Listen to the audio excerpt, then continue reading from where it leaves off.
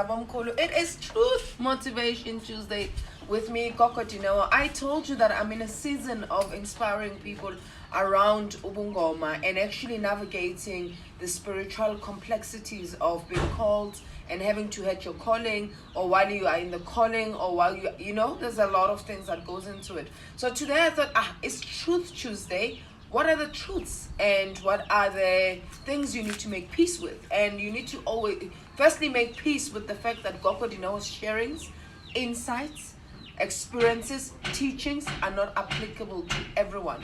Make peace with the fact that even in my teachings, what I'm telling you might not be applicable to what your people are asking you to do. So make peace with the fact that ukuthwasa, it's a journey.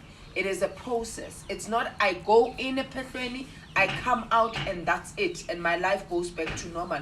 Make peace that what you have lost before you go to a pehlweni, you might not recoup it, you might not get it back in the time frame that you have set for yourself. That it might take time to rebuild yourself back to where you were prior to you having the calling. Make peace with the fact that they are not punishing you. The ancestors are not creating a struggle for you, but actually they are awakening you to what you have already signed up for. Why vuma lenkathazo? Why vuma lendlela? You said yes to it when you were in a spiritual ether before you manifested into a physical. When they were asking who is gonna head the calling of being a sangoma in order for 2, 3, 4, 5, 6 things to happen, you put up your hand. So the struggles and the sufferings are gentle reminders or harsh reminders to what you said yes to. So they're saying to you, remember. So they are remembering. So make peace with the fact that your ancestors are not punishing you.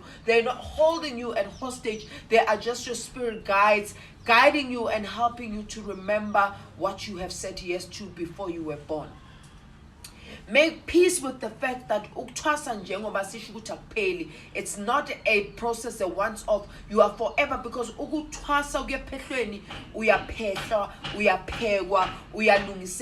so you are actually being you are being opened up. Something in you is opening up, and in that opening it up, that the person whom your ancestors directed you to is going to give you what your ancestors are needing for you to take the necessary steps towards your journey of becoming a healer. That whatever it is that they're giving you, it is enough for the moment in which you enter their premises. That you are not going to go there and get everything. You're not going there to be a master at the gift that you've been given it. You are going there to have a basic understanding of what you've been gifted and how to utilize it to serve you for your well-being and health, and to see how it can then serve others who might be seeking healing services from. Make peace that not all of us are called for the same things. Not all of us are meant to be sangomas and practice. Not all of us are meant to be sangomas who are kobelas. Not all of us are meant to be sanusis. Not all of us are meant for the same path. Make peace with that fact, because the minute you can make peace with a lot of things, then can you then find self-contentment, because self-contentment is not found in, it's found in surrendering and accepting. Make peace that where you are going in Pehlweni, there is ways in which you need to carry yourself. Those ways are formulated and created to aid you on your healing path. Make peace that you're not always going to get your way. Make peace that you're not always going to be heard. Make peace that mistakes will be made, because those are ancestral lessons to be learned to help you do better. Because as you do better, you will know better. Make peace that you are a pehlweni, not for your kobela, not for the fellow initiates, but for your own path of healing. Make peace with understanding that sometimes you're going to be on your own, because you need to be able to take responsibility and be bold enough and fearless enough to take the necessary steps that you're needing to take. Make peace that your family might never accept that you are called, because they're not the ones who are facing the experiences and the challenges that you are being faced with. You are the one that you are experiencing it. So make peace that you might need to make the call on whether you are heading your calling or not, and not your family. Make peace with the fact that yes, it is important to get family support, because this gift is not just a gift that it is a gift that has been passed on to you from somebody from your family. So make peace with the fact that yes, it is important, yet madlozi, abogogo nabomkhulu, my ancestors will have with me those whom they see fit to support me and be alongside me for my journey to be the success in which it needs to be. Make peace with the fact that when you go epiphrany, there's going to be a lot of changes. There's going to be a lot of changes with your psychology. There's going to be a lot of changes with your spiritual understanding of things. There's going to be a lot of changes with your body. You're going to lose weight. You might gain weight. You might be tired. There's going to be a lot of things that will happen. Make peace with the fact that you need to surrender. Make peace with the fact that you need to let go and let go. Because the minute you can let go of your own cognitive understanding of certain things, then can spirit then intervene and elevate you to the level in which you're needing to be getting to as a spiritual healer. Make peace that you're going to lose some and gain some. Make peace that you might lose all the money that you have worked hard for while you're doing your training process, and you might not come out with a bag full of riches and a bag full of gifts, but all you might come out with is a sense of contentment, a sense of healing for yourself, and a sense of knowing that what was not made well within you is now being made well, because what you experience as a disease is something that was not at ease within your body, within your system as a human being, and what was required is for you to take upon the calling for you to find that healing, so that once healed, you are able to radiate and exude an aura of healer. So make peace that there's a lot of things that you might not understand while you're doing your training, because it is something that turns your world upside down. It turns the bull on its head. Make peace that there's going to be a lot of questions that emerges, and that your gobela might not have answers to everything, because they themselves are also still abantwana bedlozi. I, as a gobela, I am still a child of my ancestors. I can never outgrow them. No matter how popular or famous I can be as Kokodineo, but I am at their mercy. So every single thing that I need to do, I ask first. Make peace that you need to get used to being a Sangoma, and that your life will not be the same again, but it might be even better than what it was. But what that better is, make peace with the fact that it will unfold. Make peace that patience is key in order for you to get to where you're needing to be get to. You need to be persevere, you need to persist, you need to be patient. The 3 P's are very important, because they're going to determine your 4th P, which is how you're going to project unto life. What is it that life is inviting you to be? Make peace that you will be emotionally drained while you are epiphrany, even post-epiphrany. Make peace with the fact that wounds are going to be triggered. That it is not necessarily the person who's training you, but it is what is it that in their doing, in the acts of the rituals and the performances of the things that are done at Petron are going to open things that you never knew existed within yourself. Because what happens with trauma, some of us bury it as a way of trying to avoid it and not be confronted by the pain in which that trauma has cost us. So epiphrany, things will happen that will trigger.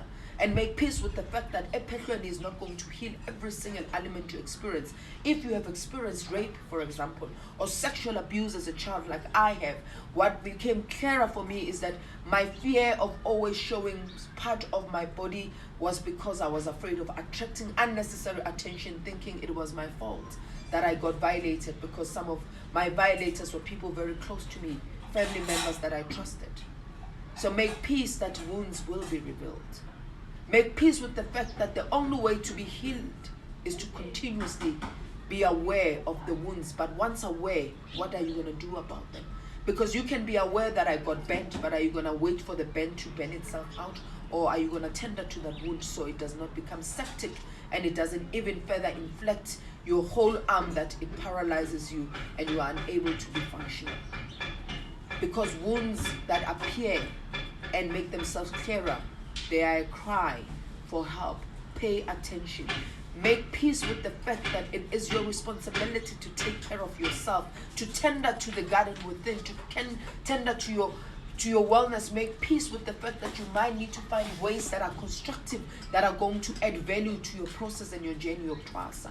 That you might need to find songs that are going to be soothing when the tough gets going. Because make peace that it is going to get tough. It doesn't matter who your gobela is going to be. There is where you're going to get challenged, because challenges are points of growth.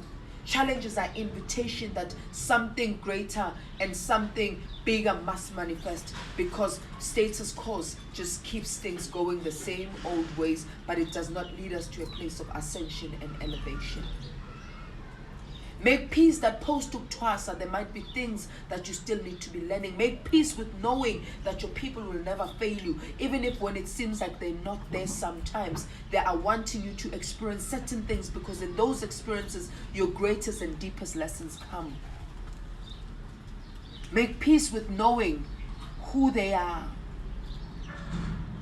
Once you understand and you know who your people are, you are actually on a path of greatness. You are on a winning path. And make peace that sometimes you do miss the mark. Even though you thought you listened to them, even though you thought that you were paying attention to them, that I might have just actually not had them right. And it is my responsibility to acknowledge where my flawedness was with what I thought I had, I saw, or I experienced. Because once you take responsibility, once the I can actually be in charge, then the I am can then start to manifest what I am wants to manifest.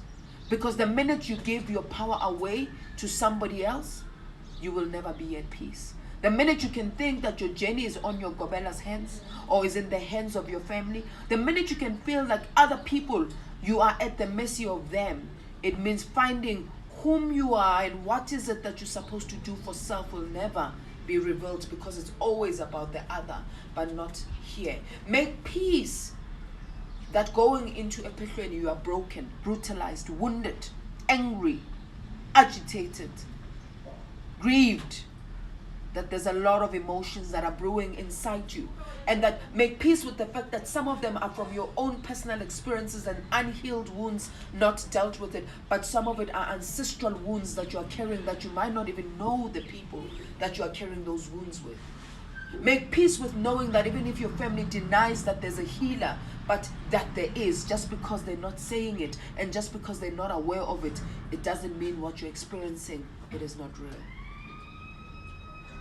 Make peace with understanding that finding your gobela on its own, it is a bit of a trial and error. Make peace with the fact that you need to take it one step at a time and not take strides all the time. Make peace that you might make 5 steps ahead and 10 steps back because you missed something on your 5th step, and that's incremental to lead you to step 15. Make peace that love heals. Make peace with knowing that when you go at it with the love of what you have been given with, it is going to actually attract more of similar things. Make peace that the fact that you are in it and you don't want it and you hate it, all you'll ever receive is the same of which you give into it. What you plant, you shall reap. You cannot plant bananas and expect mangoes. You cannot plant avocados and want grapes. Make sure that whatever that you do, you make peace with it, because at the end of the day, the decision of what you do with your gift and your calling lies on you. Love and light, beloveds.